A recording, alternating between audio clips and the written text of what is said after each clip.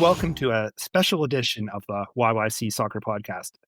My name is Jason Kmet, and my co-host is Scott Strasser. Hey, Scott. Hi, Jason. How are you doing? Good.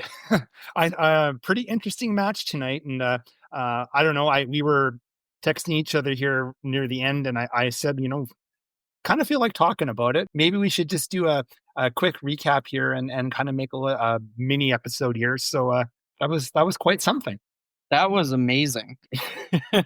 So we're recording this just maybe half an hour after Cavalry's historic 2-1 win over Pumas from Mexico City in the opening round of the CONCACAF Championship. What a win. They were down 1-0 at halftime, and it felt like they defended well for 43 minutes, but Pumas scored their goal. They're going to probably defend for the rest of the game, take the win. Back to Mexico City next week, where they'll play leg 2. But Cavalry clearly had other ideas, didn't they?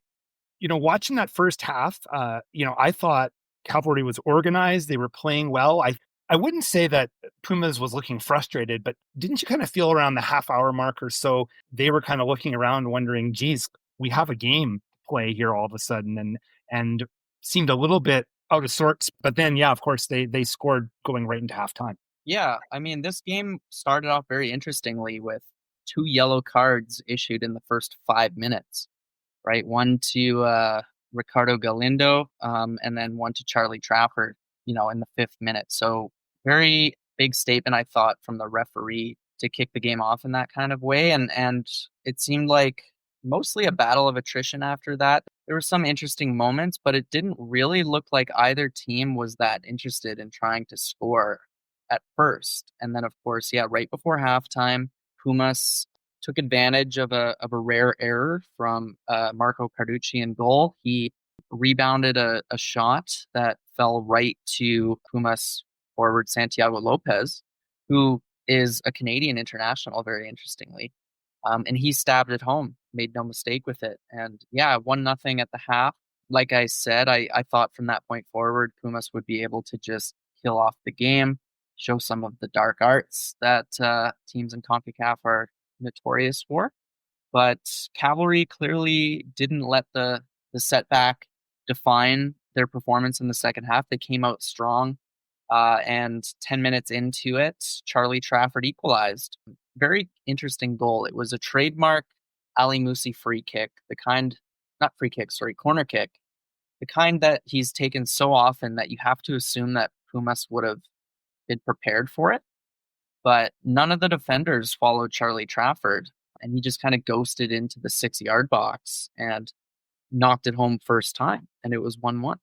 Yeah, I thought that was a kind of weird on Puma's part. They just seemed to be kind of mystified or sleeping or whatever it was, because I don't think, like, you would never say that corner was a trick play. It was, like you said, it was almost like classically what you'd expect, but they executed it well, and Pumas was just sleeping. And Trafford made no mistake. And from that point forward, the game really was Cavalry's to win, I felt. I thought they were the more threatening side, and Pumas were really quite timid for the rest of the match, at least until, the 80th minute. And this was, this is the highlight of the game, is Cavalry's winning goal from Tobias Warshevsky. So once again, Ali Musi was involved. He played across to the back post where Jay Herdman, our recent podcast guest, who, by the way, was having a really good game, I thought. He headed it back inside, where Warshevsky controlled the ball with his back to goal, turned before the ball touched the ground, and then volleyed it through Alex Padilla's legs in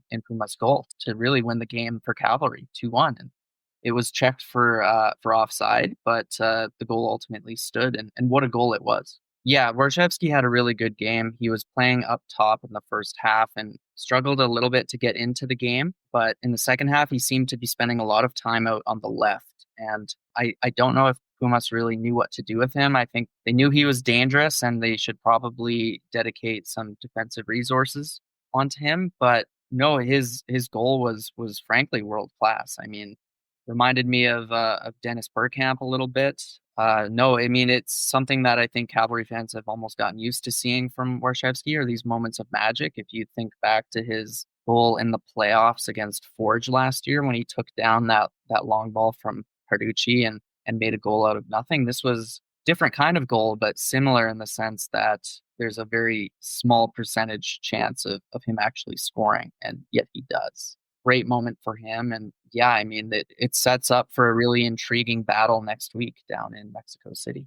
It was a tense last 5-10 minutes or so, and then there was a whole lot of injury time in this game, Scott. What was it? It went up to 9 minutes or so. 9 minutes. Yeah, it was supposed to be 7, but I think Cavalry's delay tactics in added time simply added to that. And there was actually there's a bit of an injury scare with Bradley Camden-Fewo taking a really hard hit to the head.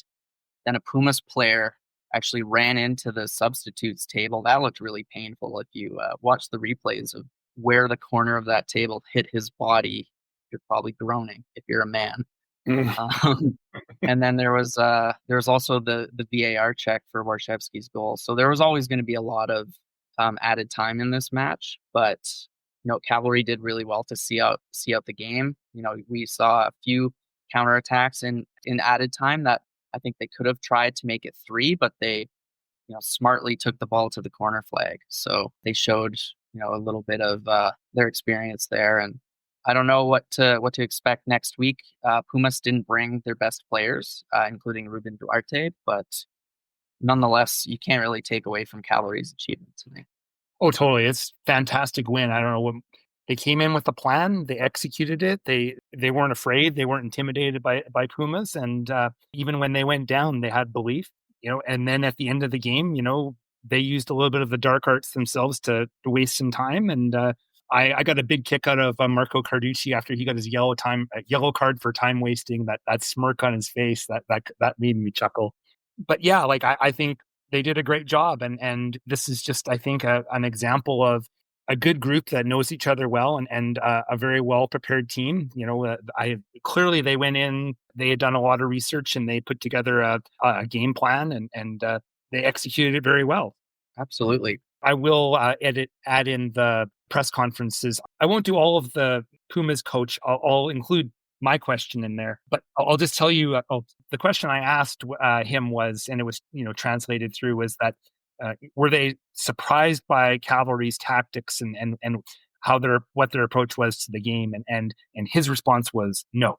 He said, we expected them to play the way they did. We expected them to sit back and counterattack, and they did it very effectively, and they weren't able to overcome it, basically. And so I thought that was kind of interesting. I wasn't sure what the response was going to be in regards to, how much they had specifically prepared for Cavalry, but he claimed to say that they were ready for this. They didn't execute. Yeah, I mean, they had a lot of matches and they have more coming up this week before the next leg, right? They have a lot of fixture congestion.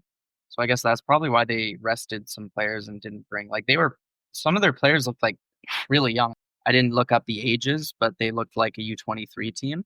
Well, as we mentioned in our podcast that we just released earlier today, actually, I had suspected there was going to be a lot of squad rotation. It didn't seem to make sense to me that they would bring up a bunch of big stars, fly them all the way to Canada, have them play on artificial turf in the cold conditions against a Canadian Premier League team. It just seemed like it was a perfect opportunity to tell some of their big players, chill out in Mexico City and have a couple days off, and some of the younger players and some of the less established players they'll go out there, and they're hungry. They want to prove themselves. But I think, let's make no mistake that all those guys are going to be out there next Thursday. I'm pretty sure. Mm-hmm. Totally. If they don't start, they'll come on at half for sure. Yeah. Same as Orlando last year. They did the same thing. That's when the game really changed. But anyway, we can worry about that next week. Mm-hmm. Were there any players in particular that you wanted to sort of highlight? I had a couple names sort of jump out in my head, but I'll let you start off.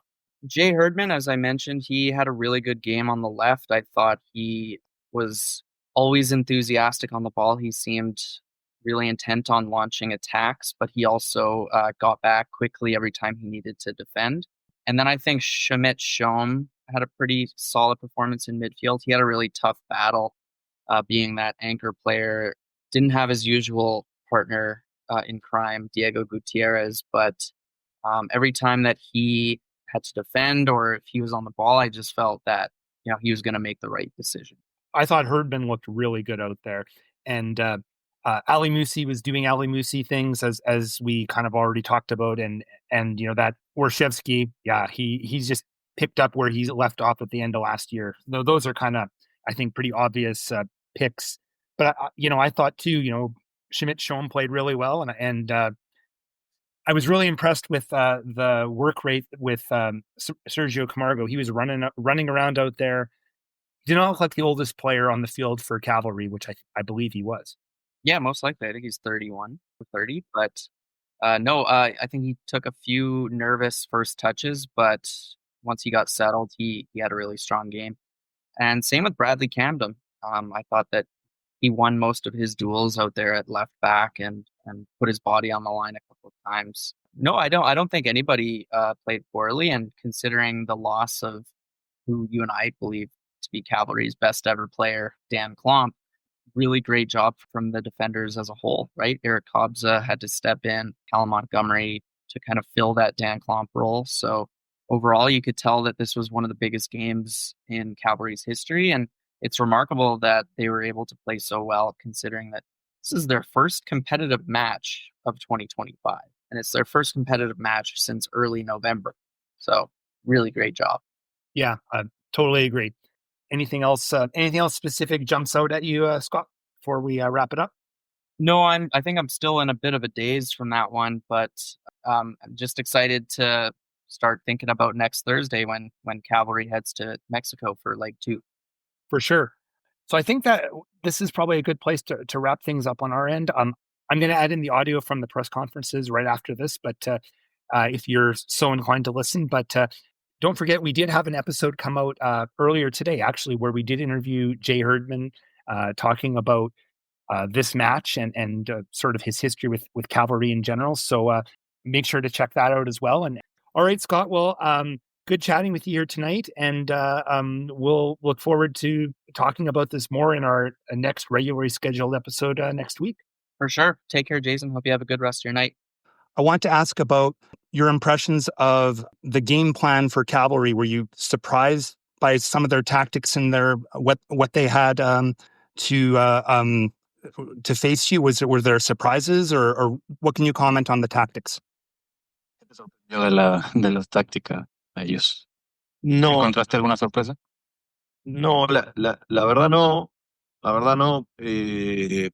Una de las posibilidades era que esperaran para contragolpear, como creo que fue la intención, por lo menos en el primer tiempo, e incluso en el segundo, porque con el resultado adverso tampoco sentimos algún tipo de presión, como sí he visto en otras oportunidades al equipo rival hacerlo. Así que no puedo decir que fue una sorpresa porque creo que estaban utilizando una de sus armas, que era el contragolpe. Por eso en ningún momento quisimos permitírselo, las corridas de su centro delantero, y tampoco dejar cómodos jugar a los playmakers, sus volantes, que intentan construir el juego y ser directos. No, creo que no lograron hacer ninguna de esas cosas. Así todo, felicitarlo por haberse llevado el triunfo. We weren't surprised by their tactics. We think they sit back and try to counterattack most of the game. We tried to prevent that, but we weren't effective sometimes. So at the end, we weren't surprised. We tried to prevent the playmakers to do that. They didn't press that high, and they sit back and counterattack very efficiently. So, Tommy, you're probably really proud of your squad tonight. What are you the most proud of? Yeah, it's tough to pinpoint it on one thing. I think we said we needed to start well. We needed to contain them.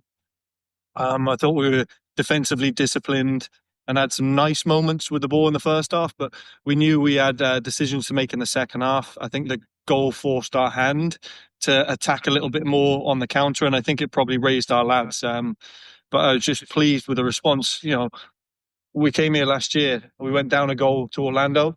and then we went down the second goal, and then a third one after that. We've learned, we're maturing. I'm just so proud of the way the lads responded against a very good team. You think you surprised them in any way? Possibly. Maybe they've not seen us. They've had 5 games in their regular season now, and we haven't played since the final in an official game. So perhaps they didn't know what to expect and the conditions. I'm very thankful for the city of Langford and our friends at Pacific to have got this game ahead. So maybe we did surprise.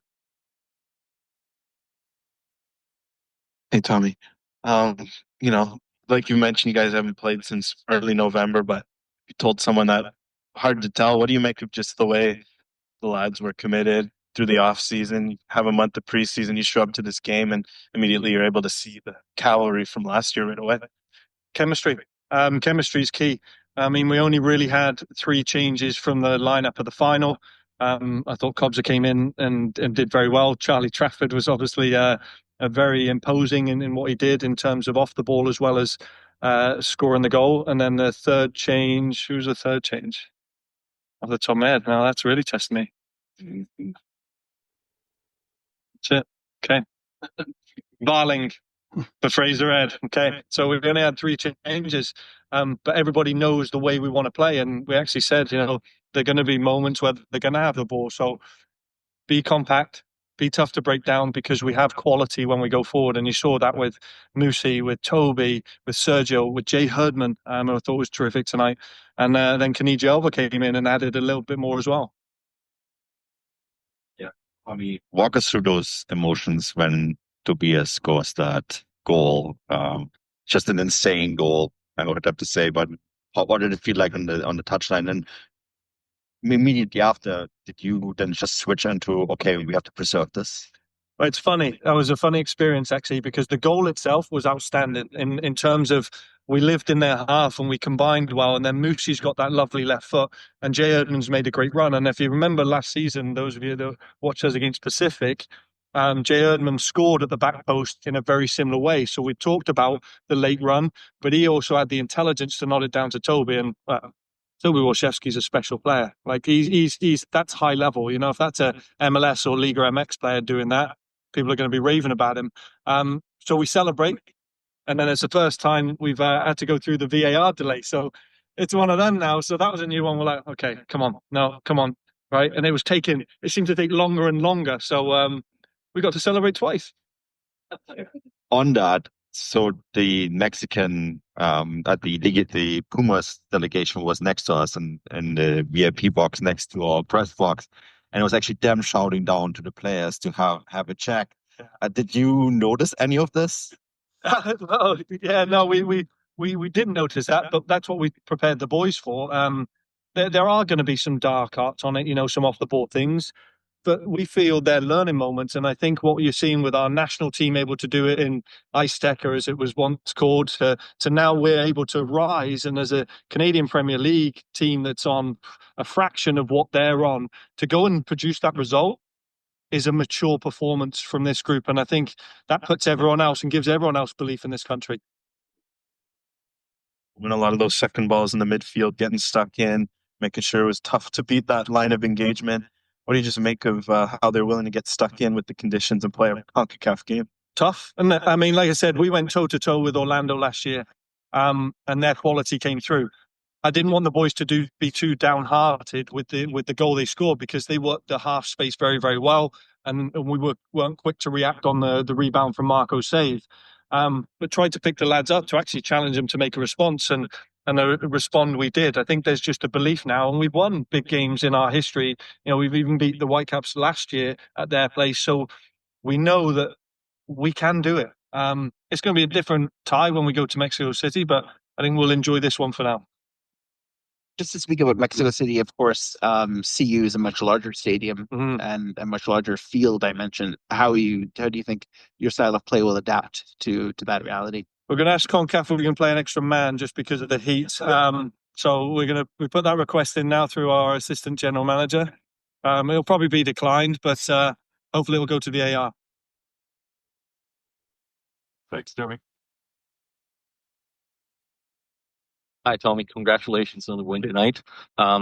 well, as you already mentioned, it's a massive result. It's historic for Canadian football to beat a LigaMX team at this level.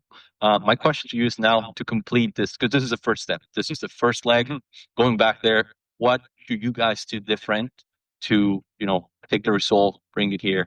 What should you guys do? Yeah, this is only the first half of it, and whilst it's an exceptional result, we know they're an outstanding team. Listen, they're one of the big four in Liga MX, and they've 3 times champion of this. So we're not going to go in there thinking that this leg is won. And I'm sure we've probably spurred a response from them, that they've left a couple of their, starters and regulars and impact players on there. But listen, the bigger the challenge, the greater these teams rise. So we want them to play their best effort, because we want to be able to face it. We're in this competition to get better, and we can only get better playing teams like the Pumas. What are you going to be your words as soon as you walk into that change room? What are you going to tell the guys? I've already told them. I said same thing as what I said to you guys. Listen, just made history.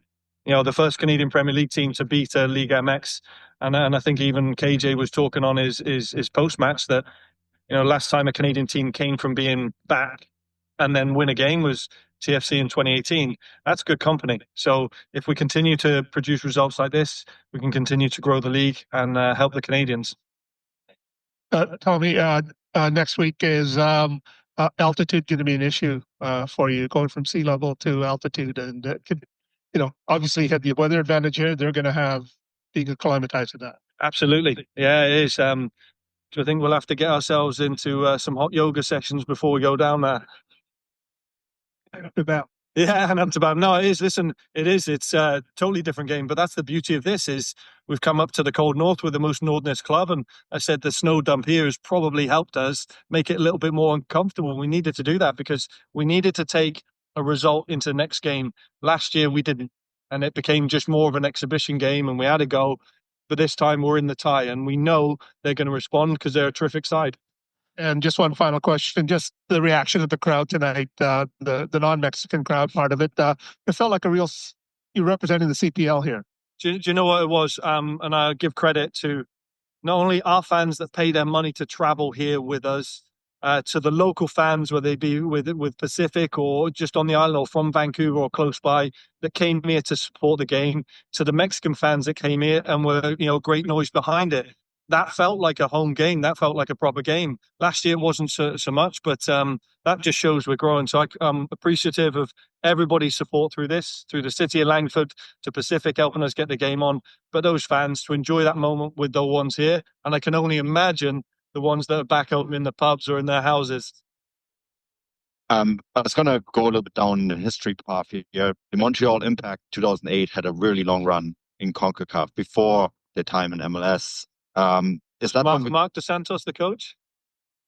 He was, yeah. Because I just had that conversation with him when we were in LA. So that's actually going to go with this question. What does it take to kind of emulate something like this, to have a run in this competition as a lower division? Well, lower division is the wrong. Yeah. No. Listen, they're more established. You're spot on. We're only 6 years old, going into our 7th. These are established clubs. To be able to compete with them is extraordinary at best. We're going to have to be even better than tonight. If we're to go and beat them there, or take a tie to there, we're going to have to be even better. So it's not that we're going to go and enjoy it now. We know the hard work is still to come. So to go on a run, we've got to make sure that we do the stingy things well. We're error-free, but we still have to have magic, because we need to make sure that they know that we've got threats going the other way too.